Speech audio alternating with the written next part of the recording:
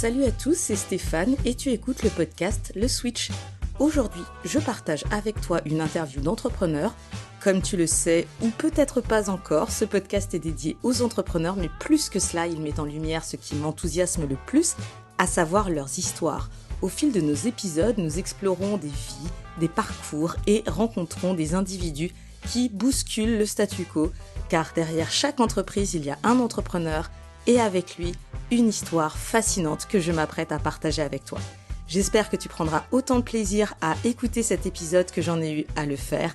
Bonne écoute à toi. Et là, il m'annonce, c'est Nike. Bon, Je bah leur dis: voilà. «Attendez». Alors bien sûr, je pouvais pas dire non. Donc Non, j'ai bah, dit oui. bah, C'est là qu'il y a un nouvel engrenage s'est créé, c'est-à-dire que, un podcast avec de la pub dessus, il faut qu'un podcast soit vivant. Moi, j'étais un peu dans mon truc de dire: «Mais j'ai pas réussi mon défi, quoi, mon marathon, mais j'ai encore 42 ans pendant toute l'année, donc je vais ouais. peut-être pouvoir le faire». Donc j'ai relancé une saison 2. Donc j'ai couru mon marathon, tu vois, en 2019, qui était le marathon de Paris.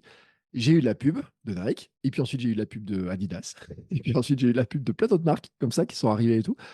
Et donc finalement, je me suis retrouvé, sans trop savoir à quel moment je l'ai décidé, podcasteur professionnel Ouais. à 80, sans trop savoir pourquoi, comment, et cetera. Mais en tout cas, en partageant un truc qui me faisait bien kiffer, c'est-à-dire d'aller courir. Et donc à partir de là, après, quand même, j'ai commencé à développer des choses, et cetera. Créer d'autres podcasts à côté. J'ai enfin lancé une formation sur le podcasting, tu vois, en me disant: «Il y a peut-être des gens qui seraient Il y a peut-être intéressés». un truc. Mais j'ai pas fait la bascule, tu vois? Cette bascule-là, pour moi, j'étais encore un mec qui veut faire de l'infopreneuriat sur la création de contenu, parce que ça fait 20 ans que je fais de la création de contenu depuis 96, tu vois? Ça fait 25 ans et tout. Je fais de la création de contenu. Mon boulot, c'était des webmaster, intégrateur. J'ai fait de la programmation, du Flash, pour ceux qui se rappellent de Flash. Je fais tout un tas de trucs. Je me voyais pas faire quelque chose qui était hors de la création de site internet, tu vois? De parler d'autre chose. Votre coach web, je donnais mes conseils sur, comment créer un site, comment faire ci, tu vois? Tout le marketing et tout. Et sauf que je me suis rendu compte qu'en fait, je me prenais quand même vachement de plaisir à créer des trucs autour de du sport. Et donc je me suis demandé si j'allais pas devenir coach. C'était un peu compliqué, tu vois? Donc j'ai pris une autre tangente, j'ai décidé de devenir, préparateur mental pour le sport. Donc je suis certifié en préparation mentale et après je me suis certifié aussi en nutrition. Et Ouais. puis j'ai lancé un podcast qui s'appelle Sport et Nutrition avec une marque et tout. Et donc maintenant, en fait, je suis, à un stade, en fait, où j'ai lancé plus de formations dans le sport et la remise en forme et la course à pied, comment tu commences à courir et tout, que dans la création de contenu. Et c'est quand même mon gros domaine d'activité, c'est quand même le sport, tu vois? Et ce qui me permet de reboucler avec mon rêve de jeunesse, que quand j'étais gamin, au lieu de faire mes devoirs, moi, je jouais au foot avec les copains et j'étais en club de foot, je faisais du tennis. Et moi, mon rêve, quand j'étais gamin, c'est d'être un sportif, un champion et tout. Et à un moment, j'ai tilté sur un truc. J'ai dit: «Mais en fait, je peux devenir champion à ma manière et donc champion de mon propre monde à moi». Donc maintenant, je deviens champion du monde de mon monde et je vais aider toutes les personnes qui rêvent de rebouger un peu, qui rêvent de réaliser leurs rêves, leurs projets et tout, de devenir elles aussi championnes du monde de leur monde. Ça passe pour certaines par de la remise en forme, pour d'autres par de l'entraînement, pour d'autres de la perte de poids, pour beaucoup de dormir plus quand même, faut le dire. Parce que j'ai testé, hein, dormir que 5 heures, ça marche pas. Dormir que 4 heures, ça marche encore moins. J'ai testé avec réveil, sans réveil, avec routine, sans routine, tu vois? J'ai testé plein de trucs en alimentation. Je vois ce qui marche. J'ai créé mes propres méthodes pour courir, mes propres méthodes pour perdre du poids, mes propres méthodes pour être en forme, tu vois? Et j'ai toujours, tu sais, cette espèce de truc de dire: «Mais est-ce que je pourrais pas le proposer à des entrepreneurs?» Tu vois? «Est-ce que je pourrais pas faire une méthode SAM pour les entrepreneurs, une méthode SAM pour les trucs et tout?» Et je suis toujours cette tangente, tu vois? De toute manière, je t'avais prévenu, je suis assez cliente, bah, justement, des Mmh. parcours, et des parcours d'entrepreneurs. Déjà à la base, tu es plutôt un introverti, donc ce qui a Ah ouais. complexifié, ton rapport aux autres, à l'école, ça a complexifié ton rapport aux autres, au travail, jusqu'à t'amener à justement, bah, au point de non-retour où, comme tu dis, tu t'es échappé du salariat, tu vois? Donc là, Mmh. clairement, on est vraiment sur un type de personnalité et pour autant, on voit aussi qu'il y a quand même la question du mindset qui est Mmh. assez énorme, qui est assez importante chez toi et elle est importante à 2 égards à mon sens, puisqu'il y a celle déjà qu'on voit, bah, avec le sport, la dernière note que j'ai prise, c'est réaliser ses rêves. Et je pense que c'est quelque chose qui a l'air un petit peu de jalonner ton parcours. Mm, Et déjà, d'une part, tu t'en souviens de tes rêves. Tu te souviens que quand tu étais petit, tu voulais être champion de sport. Tu te souviens, il y a beaucoup de choses qui étaient là, qui sont restées et que tu as décidé de réaliser. Tu ne savais pas quand, tu mm. ne savais pas comment, mais quand l'occasion s'est présentée, tu y es allé, tu vois.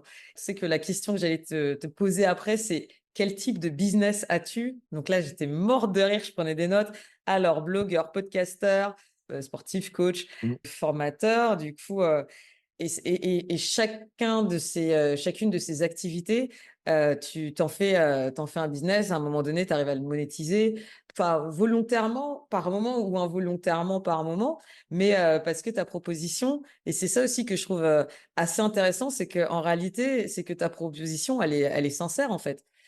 Moi, Peut-être j'ai été élevé dans la peur de mon image, tu vois. Moi, j'ai un ego. Tu sais, moi, je suis gros ego, petite confiance. Et je le disais avec ma casquette de préparateur mental. Ça, c'est mon point de départ. Gros ego, petite confiance en moi. C'est-à-dire que tout ce qui m'est arrivé dans ma vie, ça a plutôt été tendance à me rabaisser ma confiance que l'augmenter. À l'école, j'étais celui qui était jamais invité aux soirées, tu vois, au boom et tout. Moi, je connaissais pas, j'étais pas invité aux soirées, j'ai pas de succès avec les filles. Enfin, tous les trucs, tu vois. J'étais toujours dans la friend zone. Enfin, me rajouter tous les trucs, tous les trucs, tous les trucs, tous les trucs. C'est tout ce qui a fait que ça baissait la confiance, tu vois. Et même quand je réussis un truc, à la fin, il y a quelqu'un qui dit, ben non, c'est pas, t'es qu'un nul et tout. Donc ça rabaisse la confiance. Par contre, l'ego, l'image que moi je me projetais, je voulais être un champion. Je voulais, tu vois, moi je m'imagine encore maintenant avant une course, je me dis, putain, sur un malentendu, ça se trouve, je peux arriver premier. Mais il faut vraiment un très très gros malentendu, tu vois. Mais tu vois, j'ai un gros ego sur l'esprit de qu'est-ce que j'aimerais bien faire, tu vois, et tout. Par contre, il n'est pas du tout relié à l'argent, parce que dans ma famille, l'argent, c'était le mal. C'était le mal incarné, tu vois, et tout. Il fallait pas avoir trop d'argent, il fallait pas le montrer. Donc j'ai une relation à l'argent qui est très compliquée. Mais par contre, ma vision, tu vois, de pouvoir partager des choses, que les gens me remercient, tu vois, ça, par contre, je l'ai en moi. C'est pour ça que je suis un entrepreneur qui a beaucoup de soucis, tu vois, dans le truc de dire à quel moment je peux le monétiser et quel prix je peux mettre. Et ça, c'est un gros problème pour l'infopreneuriat parce que moi, il y a des trucs, je les donne et les gens à côté, ils les vendent 500 balles. le truc qu'on peut quand même remarquer, c'est que ça te fait durer aussi. Donc, il y a la qualité de ce que tu Mm, proposes. Donc, du coup, ce que tu proposes est un peu différent. Donc, ça crée ton unicité. Derrière, tu monétises certains aspects, mais pas tout. Je pense que, en fait, faut voir comment est-ce que tu tournes la question au départ. Parce qu'il y en a beaucoup mm, qui monétisent très tôt, très vite, très fort. Mais après, au bout de 2 ans, c'est terminé. Tu sais, c'est comme quand tu montes ta boîte et que tu mm. veux faire.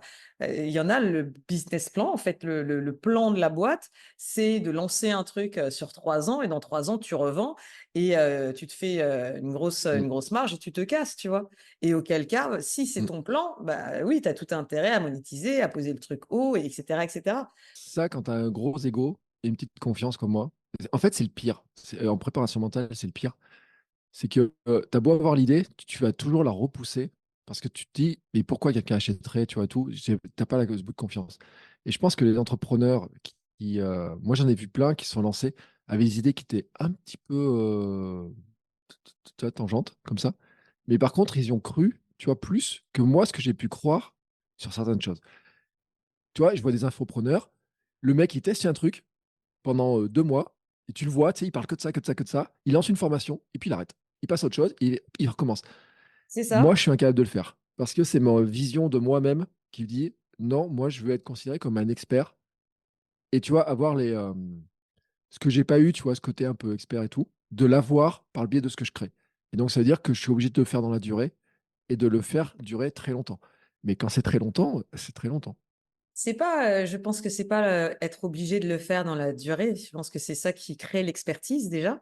Et le problème, c'est Mm, dans la durée, donc toi, quand tu deviens expert, tu te considères pas nécessairement. Plus tu sais, plus tu te rends compte que tu sais pas tant que ça, parce ouais. que parce qu'en fait, c'est assez énorme. Et c'est pour ça que je dis que la proposition est différente. Donc quand on vient t'écouter, on vient peut-être écouter autre chose, on vient rechercher autre chose Mm, qu'on va rechercher chez d'autres. J'avais tendance à penser, comme beaucoup de gens, qu'en gros, pour monter une boîte, il te fallait soit l'idée, soit l'argent, soit le temps, soit mm, les trois. mm. Donc Les trois. après, tu peux avoir l'un sans. En fait, le truc, c'est que tu peux avoir l'un sans les deux autres. et tu vas le Mmh. chercher. Tu as l'idée, tu as le temps, mais tu as pas l'argent, bah, tu vas lever des fonds. Tu peux aller le chercher ailleurs. Mais à un moment donné, Mmh. tu vas les cumuler et en général, on n'a pas les 3 d'un coup, tu vois? On n'arrive pas, à moins d'être chanceux et auquel cas, il faut en être conscient aussi, mais c'est pas nécessairement le cas. La chose, en fait, qui lie les 3, c'est le drive. C'est qu'est-ce qui va faire? C'est ta motivation et ça, par contre, tu vas pas le chercher Mmh. ailleurs, en fait. Je trouve que chez toi, il y a quelque chose qui est intéressant de voir, c'est le côté ludique où tu sais, comme c'est toujours un petit peu passion, dans ce que tu Mmh. fais, ce que tu proposes, ce qui est assez intéressant, d'un point de vue entrepreneurial, c'est aussi le fait que, bah, en fait, c'est ludique pour toi, tu t'amuses en le faisant, donc tu le partages avec joie, en fait. Tu vois, moi, il y a un truc, je vois avec ma fille, et ça, c'est un truc qui est vrai. Tu vois, les grands-parents et tout, un petit peu la gestion qu'ils ont, en disant non, tu vas mettre des chaussons, mets des trucs, marche pas pieds nus, tu vois. Et ou fais pas ça, te tâche pas, tu vois. Et moi, ma fille, elle a 6 ans. L'autre jour, elle mange un yaourt, elle en fait tomber sur son t-shirt. Je lui dis, c'est pas grave. D'autres personnes me disent, oh non, tiens, il va falloir frotter. Moi, j'ai entendu le truc, ah non, il va falloir frotter trop longtemps. Et je me dis que des fois, quand tu tentes un truc, tu peux rater ta bouche. C'est pas grave. Mais que si tu arrêtes pas de dire à la personne: «Arrête, tu t'es encore taché, tu as encore fait ça», à un bout d'un moment, elle va arrêter de mettre la cuillère dans la bouche. Alors pour un enfant, il va continuer à manger. Mais par contre, si tu recommences ça sur plein de choses, ils vont arrêter de faire des trucs. Moi, il y a un truc que j'ai entendu pendant toute ma jeunesse, c'est: «Le sport, c'est pas sérieux», et j'ai eu un exemple, et j'ai un exemple, c'est ma sœur, elle était championne de France de basket, tu vois? Waouh! Et j'en ai jamais parlé. Elle en cadette, elle est championne de France de basket. Elle a eu des ennuis de santé très jeune. À un moment donné, en sport, elle a réussi à être championne de France, mais dans sa carrière, c'était de dire: «Je vais être, avoir un métier, faire des études, des enfants, être mariée, tac, tac, tac», tu vois? Et je me dis, quand même, moi, j'aurais adoré être champion de France, tu vois? De basket ou de n'importe quoi et cetera et tout. Et je me dis: «Est-ce qu'à son époque, elle a pas pu le faire ou est-ce qu'elle a choisi de pas le faire?» Et moi, tu vois, c'est une sorte d'injustice, en fait, que je le ressens un peu comme ça, en me disant: «Moi, j'aurais bien aimé, tu vois, avoir ça et je l'ai pas eu, et elle qui l'a eu, elle a pas pu en profiter derrière», tu vois? Et je me dis, il y a un truc tu vois, que j'essaie de c'est pas que j'essaie de le réparer, c'est je me dis qu'en fait, dans les choix qu'on fait, ma sœur, elle a fait ses choix, mais moi, le choix que j'ai, tu vois, ça serait de dire: «J'ai envie de pouvoir vivre d'autres choses, de faire d'autres choses et cetera, de les faire différemment», tu vois, et tout. Et peut-être, tu vois, bon, je serai jamais champion de France de je sais pas quoi et tout, et je m'en fous, en fait, parce que je suis champion du monde de mon monde. Mais par contre, je sais qu'il y a d'autres gens à qui ça parle, et un jour, tu vois, mon neveu, il a décidé de faire le tour du monde, partir, faire le tour du monde, et il voulait Génial. vivre de la photo et cetera. Mais par contre, après ses voyages, il est rentré et là, il est en train de s'installer. Il a pris un appartement, il va s'installer avec une copine et tout, et je le regarde, il commence à prendre des joues, commence à grossir, faire moins de sport, manger un peu différemment et cetera et tout. Et j'ai à Noël, je lui dis: «Fais gaffe quand même». Je dis: «Oublie pas, quand tu es parti en voyage, tu voulais vivre de la photo, tu voulais partager ça, tu voulais faire des voyages et cetera. Ne te réveille pas dans 20 ans en l'ayant pas fait», tu vois? C'est-à-dire que moi, j'ai pas compris, il part 18 mois en voyage, il fait plein de photos, il en met, 10 sur Instagram. Mais Ah ouais! qu'est-ce que tu fait? Tu vois? Qu'est-ce que tu fait, quoi? Tu vois? Ou 10 ou 20, elles sont super belles et cetera. Plus Je dis: photographe, «Mais ouais, il non, parlait, il ça a voulait dû faire». être exceptionnel. Mais qu'est-ce que tu fait? Tu fait des tu monté au truc et tout, mais qu'est-ce que tu fait? Waouh! Par rapport à tout ce qu'il a fait, il en partage tellement peu de choses, et tu vois, je me dis, moi j'ai un concept très fort chez moi, c'est l'armoire à regrets. C'est-à-dire que toute idée que tu as à un moment donné, mais que tu ne pousses pas au bout, à bout d'un moment, tu prends ton armoire, tu la mets dedans, tu refermes la porte, et un jour l'armoire, tu vas devoir la déménager ou la vider. Non, pas que, tu peux aussi, parce que moi, pour le coup, j'ai été très marquée par, enfin, après, je ne sais pas pourquoi, mais déjà 8 ans, je savais très bien que je ne voulais pas me retrouver à 80 ans. Je ne sais pas pourquoi je disais 80 ans, je ne sais pas, mais en tout cas, pour Mmh, moi, l'idée, c'était je veux pas me retrouver à 80 ans à regretter. Et ce qui fait mmh, que, du coup, tu as aussi une façon de procéder, tu as une façon de vivre qui fait que tu as ce petit truc qui te revient un petit peu au visage, souvent c'est probablement pour ça, que je vis à l'étranger, que j'ai toujours aimé les voyages, parce que du coup, tu es un petit peu, hors de ta zone de confort comme on dit maintenant, mmh, mais surtout, en fait, tu es surtout face à toi-même, en fait, et tu apprends à te mmh, connaître et puis tu découvres, plein de choses aussi autour. Et tu cultives pas justement, ces regrets, tu cultives des nouvelles expériences et des nouvelles aventures et puis Après, on ne sait pas où est-ce que ça mènera, parce que c'est le principe de la vie. Quand j'ai commencé en agence web, on vendait, on faisait des pages à la main et on les vendait une page égale un jour de travail. Une page, un jour de travail. Tu vois, c'était le truc. Donc, t'imagines combien tu tarifes un jour de travail, hein, tu vois, Ah bah ouais. d'agence web. Quand je suis parti de l'agence web 7 ans après, on a mis en place des CMS, on a vu WordPress qui est arrivé. Moi, j'ai travaillé d'autres outils comme Spip et compagnie, tu vois, enfin plein de CMS, on a vu tout un tas de trucs. Et à la fin, je vendais, enfin, à une époque du parcours, on vendait une heure, une page. Tu vois. Donc déjà, on Le avait ratio, divisé le temps de travail le énormissime. ratio est énorme. Maintenant, à quel moment il me viendrait à l'idée d'aller tarifer mes pages comme ça, à cette manière-là, tu vois, et de dire, votre site internet, on peut faire plein de trucs, parce qu'on peut y mettre beaucoup de temps, pas beaucoup de temps, on peut faire énormément de choses. Mais en tout cas, la réflexion qu'on a sur les outils, elle est tellement démultipliée, on peut faire tellement de choses. Dans les stratégies, on peut faire énormément de choses. Alors qu'à l'époque, tu sais, le premier truc qu'on se disait, c'est mais comment je vais faire pour mettre ce bout de texte à cet endroit-là et que les gens arrivent à le lire et que ça va se télécharger. Et la page de Yahoo, à l'époque, elle pesait 35 kilos. Je dis, la page à l'accueil de Yahoo, qui était le numéro 1 mondial, pesait 35 kilos. Ouais.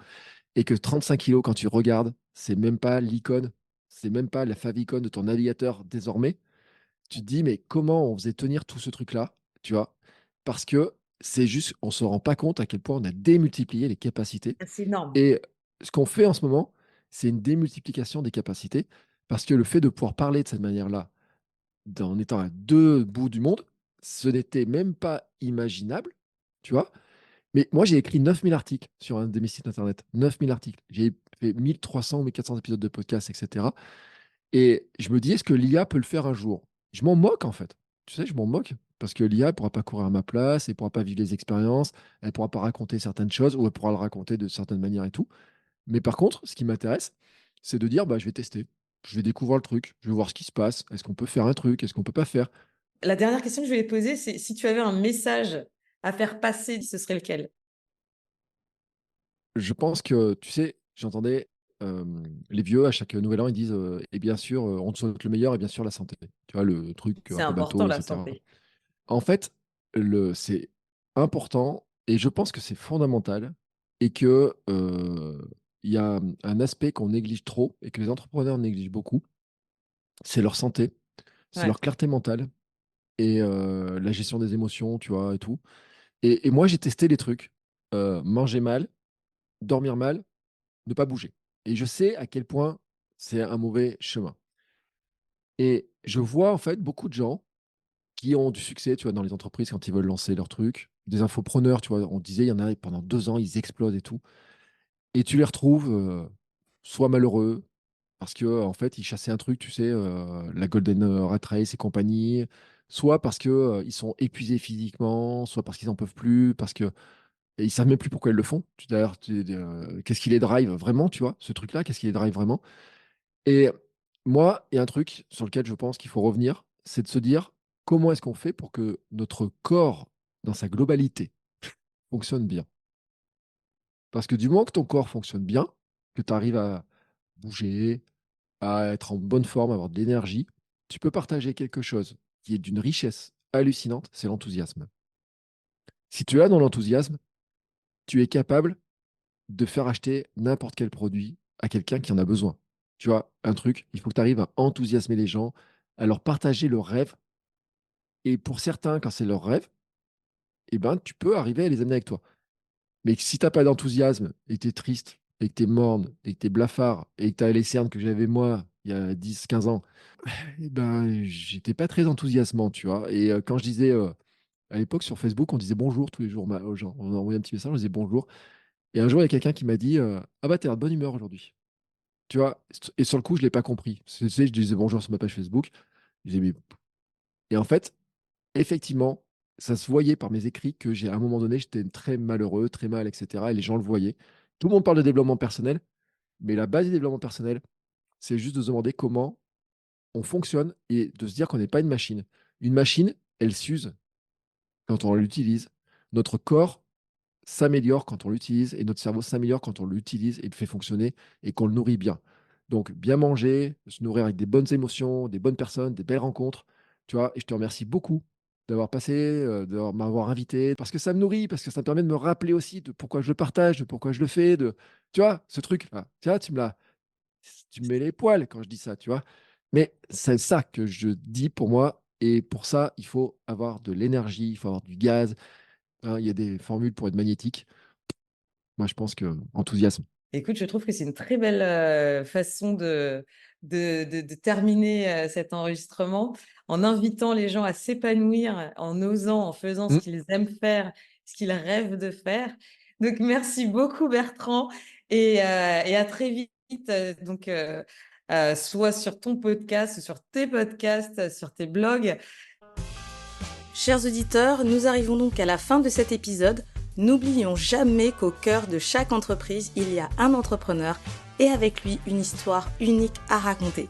Merci d'avoir suivi cet épisode du podcast Le Switch, c'était Stéphane. Reste à l'écoute pour de nouvelles histoires passionnantes d'entrepreneurs et d'entrepreneuses qui écrivent leur propre destin. Si tu as aimé cet épisode, n'hésite pas à me le faire savoir en y mettant 5 étoiles sur ta plateforme ou en me laissant un commentaire sur mon compte Instagram Stéphane_le Switch. Je répète, Stéphane_le Switch. À dans un mois pour un nouvel épisode.